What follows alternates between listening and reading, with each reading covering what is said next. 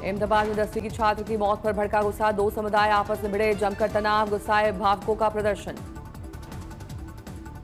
15 साल के छात्र नयन पर कल स्कूल के ही 9वीं के छात्र ने चाकू से किया था हमला, इलाज के दौरान नयन की मौत। हिंदू संगठन और एबीवीपी के कार्यकर्ताओं ने की स्कूल में तोड़फोड़, अभिभावकों में आक्रोश देखते हुए भारी पुलिस बल की तैनाती।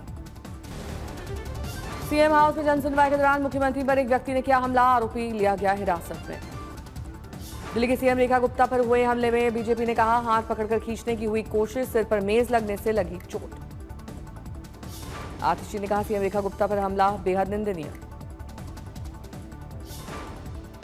आरोपी राजेश साकरिया की मां ने कहा आवारा कुत्तों पर आए फैसले के बाद वो दिल्ली पहुंचा, मां ने उसे मानसिक रूप से बीमार बताया, पशु प्रेमी होने का किया दावा।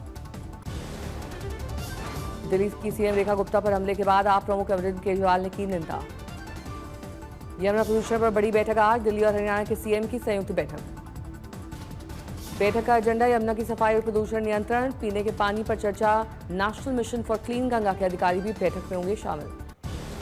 सीपी राधाकृष्णन ने पर्चा भरा, राधाकृष्णन के नामांकन के लिए 4 सेट दाखिल। 4 सेट में पहले सेट में प्रस्तावक पीएम मोदी, राधाकृष्णन के नामांकन के वक्त एनडीए के बड़े नेता रहे मौजूद।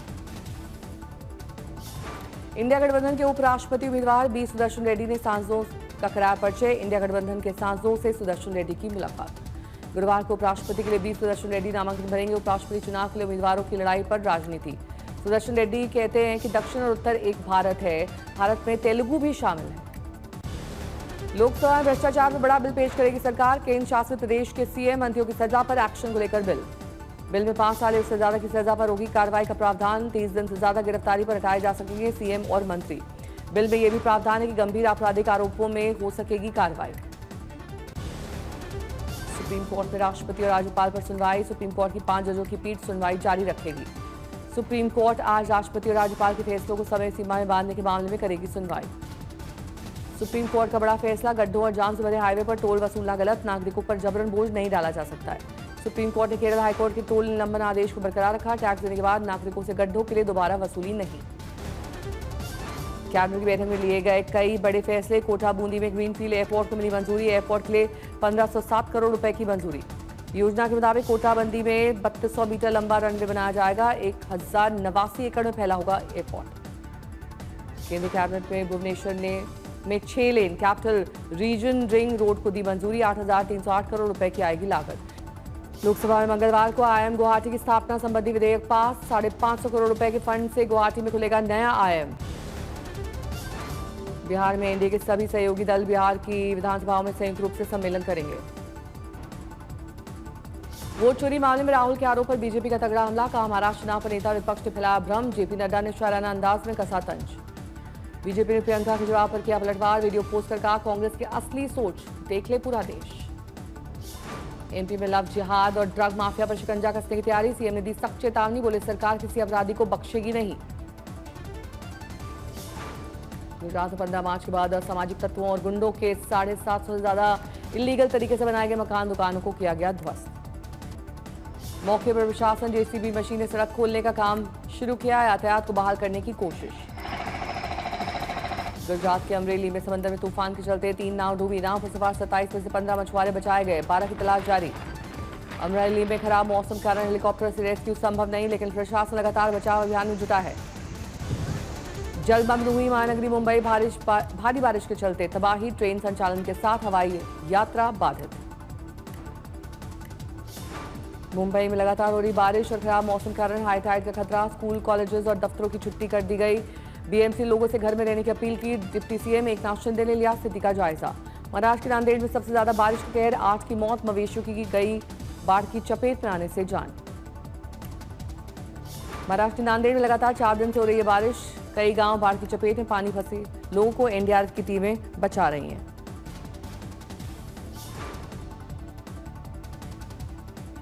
महाराष्ट्र के वसई में विरार इलाके में लगातार हो रही बारिश के कारण बर्फा कहर, सड़क पर 5.5 फीट तक भरा पानी, पार्किंग में खड़ी कई गाड़ियां डूब गई, आवाजाही बंद।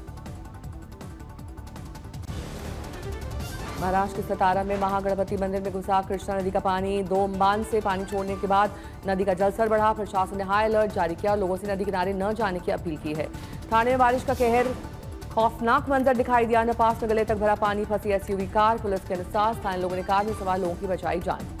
लगातार हो रही बारिश के कारण लोकल ट्रेन सेवा बुरी तरह प्रभावित। मेन लाइन के लोकल बंद होने के चलते सैकड़ों यात्री पटरी पर चलते हुए एक स्टेशन से दूसरे स्टेशन तक जाने को मजबूर। मुंबई अहमदाबाद हाईवे पर भारी जलभराव के कारण जाम जैसी स्थिति, वाहन चालकों को करना पड़ रहा है काफी दिक्कतों का सामना। पालघर में मूसलाधार बारिश से भारी तबाही, 2500 मुर्गियां पानी में, वहीं लाखों का हुआ नुकसान। लगातार बारिश के कारण महाराष्ट्र गढ़चिरौली में बाढ़ की स्थिति, भामरागढ़ का जिला मुख्यालय से संपर्क टूटा, एक युवक नाले में बहा, अलर्ट मोड पर प्रशासन। महाराष्ट्र जालना में लगातार हुई मूसलाधार बारिश से हाहाकार, कुठारी नगर इलाके में 50 घर में घुसा पानी, जनजीवन बुरी तरह से अस्त व्यस्त। मुंबई में भारी बारिश के बीच मैसूर कॉलोनी और भक्ति पार्क स्टेशन के बीच एलिवेटेड मोनोरेल फंस गई, बचाव कार्य के लिए क्रेन का इस्तेमाल। नवी मुंबई में ठाणे बेलापुर राजमार्ग का महापे सर्कल स्थित सबवे में पानी जमा होने के कारण सबवे बंद, 4 से 5 फीट तक जमा हुआ पानी, गंदे पानी से गुजरते हुए दिखे लोग। मथुरा में खतरे के निशान के ऊपर बह रही है यमुना, बढ़ते जलस्तर की वजह से डूबे घाट और मंदिर, कई गांव पानी में डूबे। कन्नौज में भारी बारिश के चलते बाढ़ जैसे हालात, गंगा में बढ़ते जलस्तर की वजह से निचले इलाकों में रहने वाले लोगों की बड़ी परेशानी।